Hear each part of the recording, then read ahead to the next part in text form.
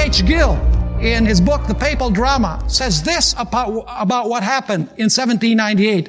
Multitudes imagined that the papacy was at the point of death and asked, would Pius VI be the last pontiff, and if the close of the 18th century would be signalized by the fall of the papal dynasty. In one further quotation, the papacy had suffered its deepest humiliation and appeared to be annihilated. Notice the terminology, appeared to be annihilated.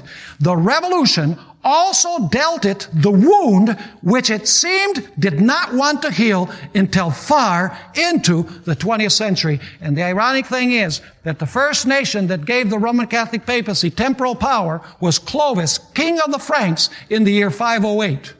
That's why France is known as the eldest daughter of the papacy. And the very nation that first gave temporal power to the Roman Catholic Church withdrew that power, ironically, from her in 1798. The French Revolution was a catastrophic event for the papacy.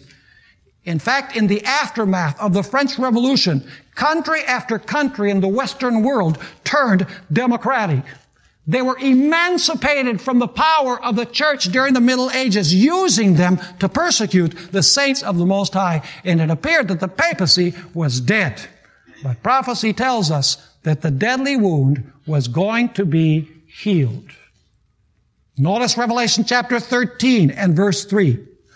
And I saw one of his heads as if had been mortally wounded. What was it wounded with? With a sword. What did the beast wound with? The sword. And his deadly wound was healed. And all the world marveled and followed the beast. Let me ask you, if the deadly wound is removing the sword from the hand of the beast, what must be the healing of the deadly wound? It must be restoring once again the sword to the hand of the beast so that the sword can use the civil power once again to persecute. Are you with me or are you not with me? I hope so. Now the question is, why hasn't the mortal wound healed yet? Let me read you a statement by Malachi Martin, Roman Catholic Jesuit. He wrote in 1986 a very revealing statement. I don't think he really realized what he was writing and the prophetic implications of it. But he said in 1986, for 1,500 years and more, Rome, he's talking about the Roman Church, Rome had kept as strong a hand as possible in each local community around the wide world.